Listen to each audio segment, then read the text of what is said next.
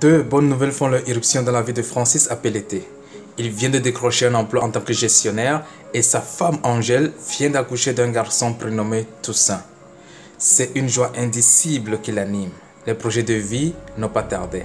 Acquisition d'un terrain, ouverture d'un compte bancaire pour assurer l'avenir de Toussaint. L'histoire que je vous raconte est titrée « Le calvaire d'Apellete » écrite par Charles Hollins. Bonjour à tous et bienvenue sur Littérature togolaise et d'ailleurs. Générique.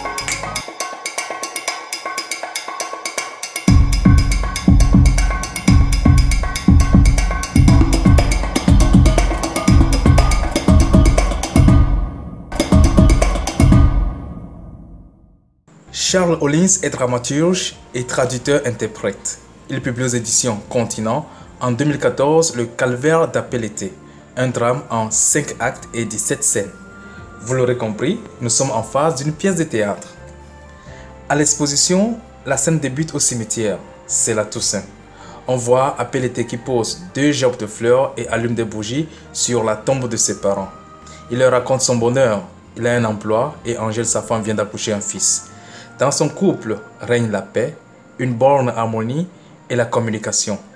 En bon responsable, il fait des projets pour sa famille. Il ouvre un compte d'épargne pour son fils. Il contracte un prêt à la banque et s'achète un terrain. Et en tant que bon citoyen, il entreprit immédiatement les procédures pour l'obtention du titre foncier. Le nœud dramatique commence à l'acte 3. Apellete rentre du travail abattu. Il y a de quoi, puisqu'il est viré pour avoir déclenché un mouvement social dans son entreprise. Au même moment, Angèle constate que Toussaint ne se sent pas bien. Vite, le couple se rend à l'hôpital. Pendant qu'il tente par voies et moyens pour maintenir Toussaint en vie, un coup de fil annonce à Apellete que quelqu'un est en train de construire sur son terrain. La banque déjà réclame qu'Apellete honore ses engagements. Il est déboussolé. Tout cela pour lui seul en un laps de temps. Il intente un procès pour récupérer son terrain, procès qu'il va perdre contre le richissime homme d'affaires Samba Tajiri avec la complicité du juge Obi. Comme si cela ne suffisait pas, Toussaint ne sortira pas vivant de cette maladie. Apellete et Angèle perdent leur fils. Angèle tombe en syncope. Le malheur n'a pas encore dit son dernier mot. Samba Tajiri provoque Apellete et lui inflige un soufflet. Ce dernier réagit et lui donne un coup de poing au dos. L'homme d'affaires exagère les faits. Apellete est emprisonné et doit payer une amende de 1 million de francs. Le drame est noué, vraiment noué, très noué. Quel dénouement pourriez-vous imaginer à un tel récit vraisemblable? Apellete sort plutôt que prévu de la prison pour bonne conduite. Son meilleur ami d'école, Maître Napo Magloire, avocat qui fait son entrée dans la scène 2, acte 3, a payé l'amende et s'est aussi engagé auprès de la banque pour rembourser le prêt de son ami Apellete. Ouf de soulagement, cet ami est un ange du ciel. Et coup de théâtre, le bonheur ne viendra pas aussi seul. Le projet que M. Apellete avait soumis à la World Youth Foundation en faveur de la jeunesse a été retenu. Il reçoit un chèque de 300 000 $ et est également invité à une conférence à New York. La vie nous sourit enfin, s'écria Angèle. Le dénouement se termine à la scène 2 de l'acte 5. C'est la Toussaint. Apellete se rend au cimetière et raconte toutes ses péripéties et le nouveau défi qui l'attend à ses parents. À présent, thème abordé. L'histoire se déroule au Gondwana City. Charles Hollins, au fil de l'œuvre, passe en revue les maux qui rongent la société et freinent le développement du Gondwanaland. La gestion calamiteuse des affaires du football, les employeurs expatriés qui maltraitent les employés et étouffent toute tentative de revendication, les employés de bureau qui gaspillent les biens de l'État sous prétexte que c'est l'État qui paie, l'administration qui est corrompue, il faut engraisser le fonctionnaire, mouiller la barbe, huiler la machine, déposer la pierre ultime sur le dossier avant d'être servi.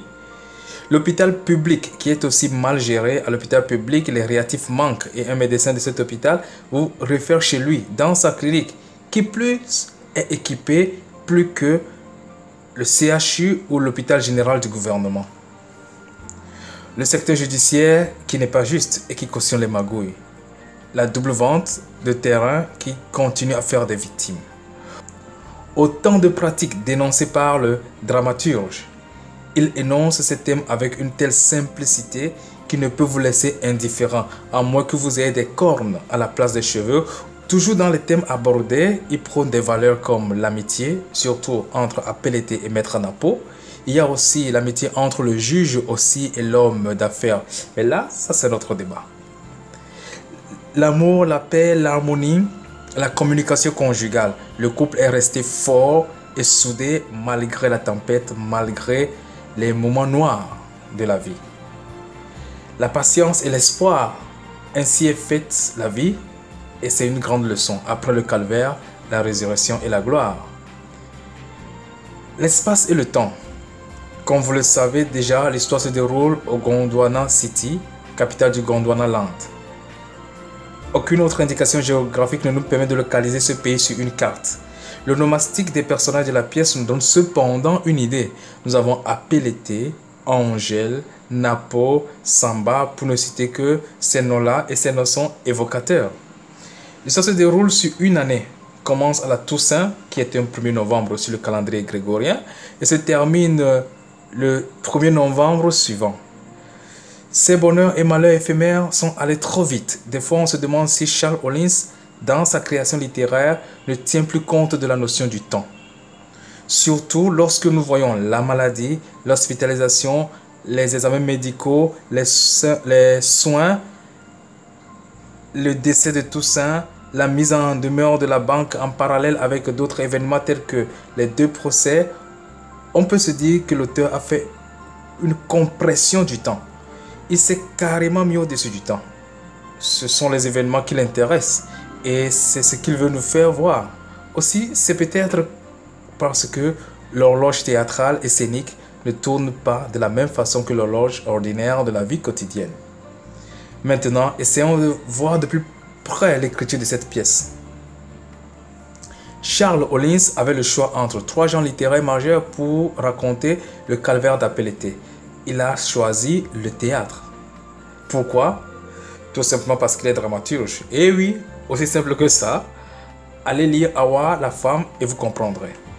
Allons plus loin. Il s'agit ici d'un drame. Et voici la définition et les caractéristiques du drame. Le drame met en scène des personnes réalistes, unies dans le malheur. Il met en scène des personnes appartenant à tous les groupes sociaux.